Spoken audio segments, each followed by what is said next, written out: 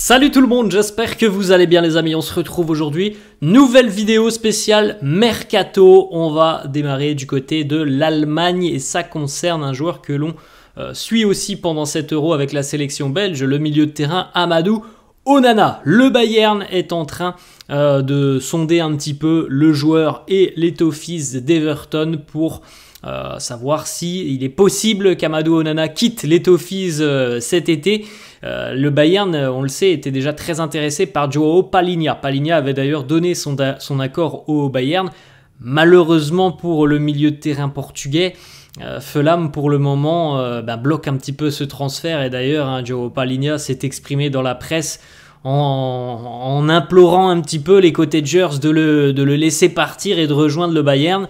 Mais évidemment, vu que le dossier est un petit peu bloqué à l'heure actuelle, le Bayern se positionne aussi sur d'autres options. Et l'option d'Amadou Onana prend beaucoup d'ampleur du côté de Munich. On rappelle les amis que Amadou Onana est suivi aussi du côté de la Première Ligue par d'autres clubs et notamment les Gunners d'Arsenal. Mais ça semble être assez sérieux pour le moment pour le Bayern qui est venu au renseignement. On attend un petit peu de voir ce qui se passera sur les prochains jours. Un milieu de terrain très complet, Amadou Onana, il est assez dynamique au milieu de terrain et puis physiquement il a des caractéristiques qui sont impressionnantes. On continue les amis, on reste d'ailleurs du côté d'Everton puisque lui devrait effectuer son retour en Angleterre. Iliman Ndiaye, l'international sénégalais, devrait donc quitter Marseille, une saison seulement du côté de l'OM. Bon, une saison qui n'a pas été une franche réussite, il est arrivé comme un crack entre guillemets. Il n'a pas convaincu du tout du côté de Marseille. Il va retourner en Angleterre du côté d'Everton et pour l'OM, c'est une aubaine financièrement parce que sincèrement, avec la saison qu'il a fait du côté de Marseille, de le vendre à peu près, les amis, c'est 19 millions d'euros. C'est une aubaine, l'OM va se jeter dessus et Ndiaye va donc retourner en Angleterre parce que normalement, si c'est pas un club anglais, les amis, jamais Ndiaye il vaut 20 millions d'euros à peu près.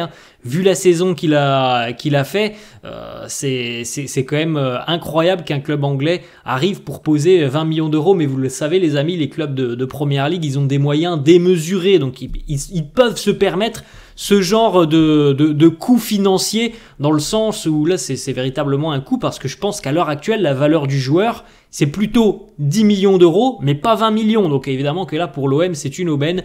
Everton veut aller le chercher pour 20 millions d'euros. Bon, on rappelle quand même les amis, avant d'être à Marseille il jouait en Angleterre, là il y a donc 2 ans. Il jouait du côté de Sheffield, il avait joué en Championship, il avait fait une très belle saison en Championship. Il est arrivé à Marseille, ça c'est compliqué. Alors il y a la part de responsabilité du joueur, il y a aussi le contexte marseillais avec une saison qui a été très très compliquée. On a sans cesse changé d'entraîneur, de schéma, de système du côté de Marseille. Donc évidemment, c'est pas simple de se mettre dans de bonnes conditions, mais il est évident que il ne vaut pas ses 20 millions à l'heure actuelle. Donc voilà, c'est plutôt un joli coup, je pense, pour l'OM de le laisser partir. Là pour ses à peu près 20 millions d'euros, ça devrait être 18-19 millions d'euros. On continue les amis avec une autre information qui concerne Serhou Guirassy.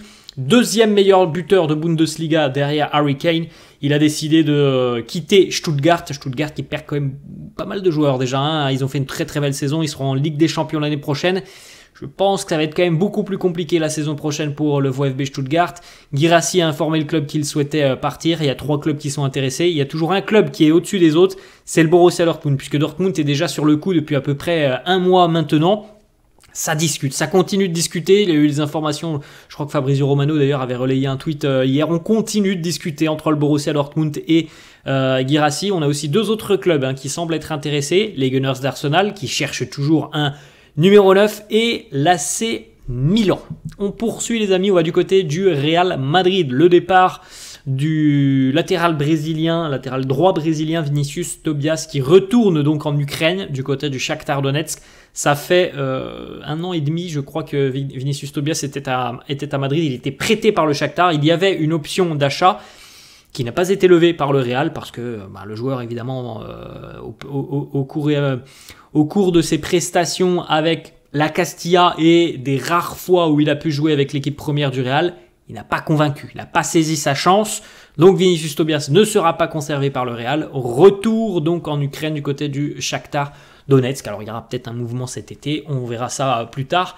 Mais il ne continue pas du côté du Real. On poursuit les amis, on va aller au Bayern. Et ça concerne aussi Manchester City. Le Bayern très intéressé par Bernardo Silva. Bernardo est encore sous contrat avec City jusqu'en 2026. On sait déjà depuis de nombreuses années qu'il y a toujours eu des clubs espagnols intéressés, le Barça notamment, le Real qui parfois lorgnait un petit peu sur la situation de Bernardo, le PSG aussi qui est intéressé, et là c'est le Bayern qui est entré dans la danse.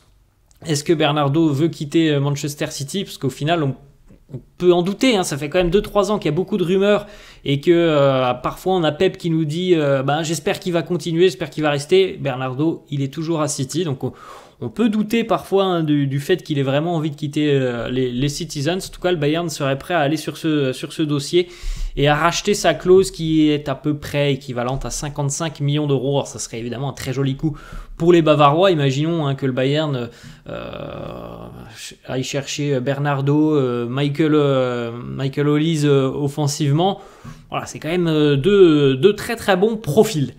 On l'enchaîne les amis du côté de l'AC Milan. Emerson, le défenseur brésilien de Tottenham, a confirmé qu'il y avait bel et bien un intérêt de l'AC Milan envers sa personne. Il nous dit oui, Milan est venu au renseignement auprès de Tottenham.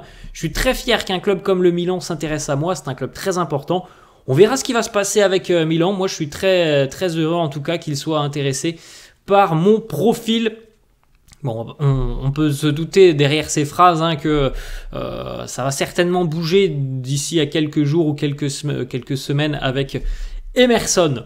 Direction cette fois-ci les amis Aston Villa en Première Ligue. Les Villains qui s'apprêtent à entrer dans les dernières étapes de l'arrivée de Ross Barkley, ancien international anglais qui a évolué cette saison du côté de Luton en Première Ligue, Luton étant relégué. Il va revenir en PL, évidemment. En plus de ça, c'est un joueur qui, quand même, a traversé des saisons délicates. Depuis 4 ou 5 ans, c'était quand même très difficile. Manquait de stabilité, il a manqué de temps de jeu. On l'a même vu en Ligue 1, vous vous en souvenez, les amis du côté de Nice. Et ça n'a jamais été des prêts partout où il est passé qui ont été hyper bénéfiques. En revanche, cette saison du côté de Luton, ça a été une très très belle saison pour lui. Alors, Luton a fait une belle saison. C'était un petit peu trop juste pour se maintenir, mais ils ont fait une belle saison. Et sur le plan personnel, Ross Barkley a été énormissime tout au long de la saison. C'est du Barkley que l'on a connu franchement au début de sa carrière, avec un volume énorme, une intensité folle, une débauche d'énergie exceptionnelle, et puis aussi une qualité technique quand même assez intéressante, même très intéressante. Il est très doué, Ross Barkley, on l'a revu donc franchement avec un très bon niveau cette année, et c'est pour ça qu'il y a un club comme Villa qui s'intéresse à lui. Villa l'année prochaine les amis, c'est Coupe d'Europe, donc c'est une belle opportunité pour lui. Ça va pas coûter très très cher, 5-6 millions d'euros, mais franchement ça fait plaisir parce qu'il a fait une très belle saison pour cette année, et c'est hyper mérité d'aller de retrouver un niveau un petit peu plus intéressant que celui de Luton. On va du côté cette fois-ci du Real Madrid, c'est quasiment officiel, et d'ailleurs Fabrizio Romano l'annonce pour aujourd'hui, cette annonce officielle. Le joueur le plus titré de l'histoire du Real Madrid, en la personne de Nacho, va quitter le club. 23 ans passés au Real pour Nacho, et aujourd'hui il va s'engager officiellement du côté de l'Arabie Saoudite, du côté du club d'Al-Qadisiyah. Donc normalement contrat de 2 ans pour le défenseur espagnol, avec évidemment une belle augmentation salariale par rapport à ce qu'il touchait du côté du Real. Bon, il avait un joli salaire du côté du Real, là ça va être un très joli salaire du côté d'Al-Qadisiyah en Arabie Saoudite. On poursuit les amis, on va en Angleterre. On a visiblement 2 clubs intéressés par le milieu de terrain international français qui sera libre de tout contrat dans 5 jours les amis, 5 petits jours. Adrien Rabiot sur le point donc de quitter la Juventus, on l'a dit aussi les amis, à l'arrivée de Douglas Luiz. Bon, ça se complique, on va dire, pour le futur de Rabiot du côté de Turin. On en a déjà parlé il y a 48 heures. On a 2 clubs anglais qui s'intéressent à Rabiot, Liverpool et Manchester United. On sait aussi que le Real, visiblement, suit attentivement sa situation. Je pense qu'on aura beaucoup plus d'informations et beaucoup plus d'évolution sur le dossier Rabiot à l'issue de l'Euro. D'ailleurs, hein, je pense que dès lors que l'Euro et la Copa América seront terminés, on aura quand même beaucoup plus d'avancées. Je pense que là, il y a certains joueurs qui ont mis un petit peu en stand-by et un petit peu, ils ont mis de côté tout simplement leur carrière en club pour se concentrer sur la sélection. Et je pense que d'ici à quelques semaines, on pourrait en savoir un petit peu plus sur Adrien Rabiot. Alors, aucune porte n'est fermée, hein. Il peut évidemment aussi prolonger du côté de la Juventus. Mais comme on l'a dit, voilà, c'est arrivé aussi par exemple de Douglas Luiz.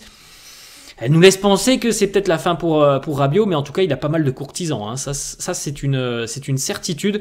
Il n'y a que des grands clubs, hein, qui sont sur le dossier Adrien Rabiot. On continue, les amis, on va du côté du Barça. Le Barça, et qui pourrait se séparer de Rafinha. Il est arrivé avec un statut assez important du côté de Barcelone. Bon, il a fait des saisons, on va dire, plutôt bonne, moyenne bonne, Rafinha, hein. Il n'a jamais été exceptionnel du côté de Barcelone. On a le club saoudien d'Al Hilal qui est très intéressé par Rafinha. Je crois d'ailleurs que ça fait près d'1 an qu'Al Hilal tente de recruter Rafinha.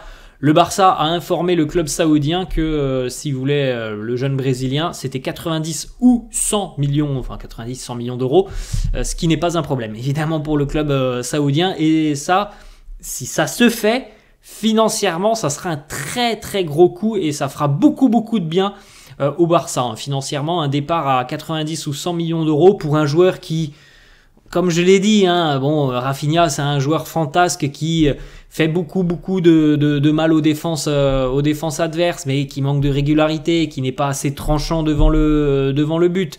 Voilà, c'est ce genre de joueur, Rafinha. Pour l'exigence du Barça, pour le niveau d'exigence du Barça, je trouve quand même que Rafinha, c'est un petit peu léger, hein. Il a encore quand même beaucoup de progrès à réaliser. Donc, si vraiment Al Hilal est disposé à poser 100 millions d'euros, je pense qu'il ne faut pas hésiter du côté du Barça. Et selon moi, je pense que le Barça n'hésitera pas, hein. À 100 millions d'euros, ils vont le libérer. Rafinha qui a encore 3 ans de contrat, je crois, jusqu'en 2027 avec le club catalan.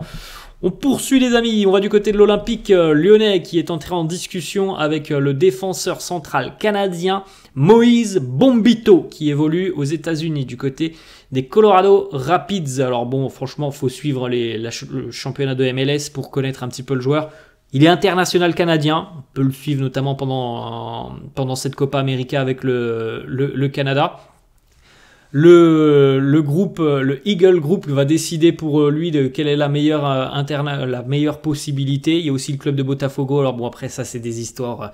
Vous savez très bien que John Textor du côté de Lyon, il a aussi Botafogo au Brésil. Il a aussi un club en Belgique. Bref, ce sont des histoires un peu particulières, des cheminements particuliers. Mais en tout cas, voilà, Lyon est intéressé par ce défenseur central canadien de 24 ans. On va du côté, cette fois-ci, de l'Espagne, du Betis Séville. L'arrivée de Romain Perraud, le défenseur français Romain Perraud, qui rejoint donc le Betis en provenance de Southampton. Il était prêté la saison dernière du côté de Nice. Ça s'est pas bien passé. Il a eu très peu de temps de jeu du côté de l'OGC Nice. Il était passé par Brest en Ligue 1 et c'est là notamment qu'il avait pu se montrer au plus grand public. Il avait switché directement du côté de la PL à Southampton. Bon, ça n'a pas été une très grande réussite du côté de Southampton. Et puis arrivé en Espagne dans un nouveau championnat pour lui du côté de Séville avec le Betis. On va aller, les amis, aux États-Unis. Le club de David Beckham, l'Inter Miami, avec ses immenses stars comme Léo Messi par exemple, comme Luis Suarez aussi, comme Sergio Busquets. David Beckham aimerait beaucoup faire signer Raphaël Varane cet été à Miami. Alors on rappelle que Varane est sans club, il a quitté Manchester United. Pour le moment, il y a des offres, voilà, des États-Unis et celles notamment de Miami. On n'a pas l'impression qu'il y a beaucoup de clubs en Europe qui se soient jetés sur le profil de Raphaël Varane. Alors peut-être que ça va arriver d'ici quelques jours ou quelques semaines. En tout cas, si lui pense que il est plutôt sur la fin de sa carrière et donc qu'il peut aller tenter une aventure en Major League Soccer, je pense que ce serait une bonne idée pour lui de rejoindre Miami, hein, avec l'équipe qui est quand même plutôt sympa, il y a quand même une belle équipe du côté de Miami, et puis aussi le cadre de vie évidemment du côté de la Floride. On poursuit les amis du côté du Paris Saint-Germain, le PSG qui avance visiblement très rapidement sur les détails du contrat et des discussions personnelles avec le défenseur du Feyenoord, Lucharel Geertruida. Alors le PSG pour le moment n'a toujours pas transmis d'offre formelle au club néerlandais du Feyenoord, mais en tout cas il y a des discussions très positives avec le joueur. Il faut savoir aussi qu'il y a d'autres clubs de Première Ligue qui sont intéressés. Ça peut faire peut-être la différence si le joueur préfère la PL, je ne sais pas. On a, je crois, Tottenham qui est intéressé. On a aussi, me semble-t-il, Liverpool et Manchester United qui sont intéressés par le défenseur Geertruida. On rappelle aussi que le PSG a 2-3 noms en tête pour se renforcer dans le secteur défensif. Geertruida, Tapsoba, le Burkinabé de Leverkusen et Lenny Yoro, le joueur du LOSC mais qui a donné sa priorité au Real Madrid. On poursuit les amis et on est toujours du côté du Feyenoord. En tout cas cette saison il était au Feyenoord. Yankuba Minte, c'est un attaquant qui a d'ailleurs marqué beaucoup cette saison du côté du Feyenoord. Il appartient à Newcastle et Lyon est entré en discussion avec Minte et son club. Il a beaucoup marqué cette saison en Eredivisie. C'est un très jeune attaquant, il a 19 ans, il est assez doué dans la surface de réparation, c'est un attaquant assez longiligne qui prend beaucoup la profondeur. Lyon essaye de convaincre le joueur à l'heure actuelle de rejoindre le club et essaye évidemment de tomber d'accord avec le joueur. Newcastle ne serait pas contre un départ du joueur. Tout pourrait s'accélérer cette semaine. On va les amis du côté de Newcastle, on reste à Newcastle et on va aussi en Arabie Saoudite. Al Nasr, le club saoudien donc de Ronaldo, notamment de Sadio Mané, considère sérieusement un transfert de Bruno Guimaraes. Il faut savoir une information très importante dans le dossier Bruno Guimaraes, c'est que pas plus tard qu'hier, sa clause libératoire qui était fixée à 100 millions d'euros, eh bien, elle n'existe plus, cette clause libératoire. Donc, dorénavant, par exemple, si un club arrive avec 60 millions d'euros, eh bien, on va pouvoir discuter. La clause, elle n'existe plus. C'était jusqu'à hier soir minuit. Évidemment, personne n'est arrivé avec les 100 millions à la dernière minute. Ce serait pas très intelligent. Donc voilà, maintenant, on est potentiellement sur une nouvelle étape pour Bruno Guimaraes. Et ça peut coïncider peut-être avec une porte de sortie pour lui, parce que la clause n'existe plus. Donc s'il y a des clubs intéressés, ils vont pouvoir discuter d'un prix un petit peu plus raisonnable. Après, reste aussi à connaître la position de Newcastle. C'est quand même l'un des premiers joueurs à arriver lorsque les Saoudiens ont racheté Newcastle. C'est l'une des premières grosses recrues des Magpies. Donc c'est un joueur sur lequel on a beaucoup misé, qui d'ailleurs a fait beaucoup de bien du côté de Newcastle. Et je ne suis pas sûr que pour le projet et pour l'image du projet, ça soit une bonne idée de se séparer de Bruno Guimaraes.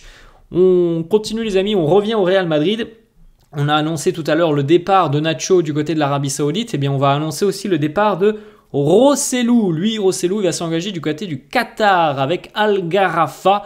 Décision qui a été prise hier. Le Air Ouigo va intervenir et arriver d'ici à quelques jours. Les discussions ont été très rapides entre Al Gharafa et Rossellou. Rossellou qui a été très important cette saison pour le Real. Il était en prêt en provenance de l'Espagnol. Il a notamment été impliqué sur 20 buts cette saison, 17 buts, 3 passes décisives, 2 buts marqués dans les derniers instants de la demi-finale de Ligue des Champions face au Bayern. Bref, un joueur qui a beaucoup donné au Real cette saison et qui devrait donc aller chercher certainement un très très joli salaire du côté du Qatar. On enchaîne les amis, on va aller en Espagne. L'Espagnol Barcelone est de retour en Liga une saison après avoir quitté l'élite du football espagnol et le retour en Liga est dû aussi notamment aux contributions offensives de l'attaquant danois Martin Braithwaite qui a une clause libératoire jusqu'au 15 juillet. Donc après, à partir du 16 juillet, il sera gratuit. Il a marqué 22 buts quand même cette saison en deuxième division espagnole, donc c'est un attaquant qui est très expérimenté, qui a connu le Barça, je pense que pas grand monde s'en souvient, mais oui, Martin Braithwaite est bel et bien passé par le Barça, ensuite il a connu l'Espagnol. C'est un attaquant qui je pense peut encore aider pas mal et peut rendre beaucoup de services dans certains clubs, donc affaire à suivre d'ici à quelques semaines. On poursuit les amis en Italie, la Lazio va tenter de discuter avec Manchester United pour Mason Greenwood. Bon, le problème c'est que c'est pas simple pour les Lazial puisque Manchester United demande 30-33 millions d'euros pour Greenwood, une somme qui est jugée et considérée comme beaucoup trop conséquente par les Lazial. Greenwood qui a fait une belle saison cette année du côté de Retafe en Espagne. On enchaîne, on va en Espagne et en Angleterre. Les discussions entre Chelsea et Marc Guiu, le défenseur du FC Barcelone, jeune défenseur de 18 ans qui a connu quelques apparitions avec l'équipe A mais qui jouait plutôt avec le Barça Athletic, donc l'équipe B du Barça. Les discussions avancent positivement, les Blues de Chelsea sont très confiants dans ce dossier. La clause libératoire elle est de 6 millions d'euros, il y a aussi d'autres clubs intéressés. Le Barça avait proposé une prolongation de contrat aux joueurs, il n'y a pas eu de retour. Et le Barça visiblement semble assez démuni dans cette situation, visiblement de ce que l'on dit dans la presse. Les Catalans jugent que c'est quasiment terminé et que Guiu va quitter le club. On poursuit les amis et on va terminer avec cette information du côté de l'Olympique de Marseille. L'arrivée officielle du nouvel entraîneur phocéen Roberto De Zerbi, un contrat jusqu'en 2027, donc 3 ans de contrat pour le technicien italien.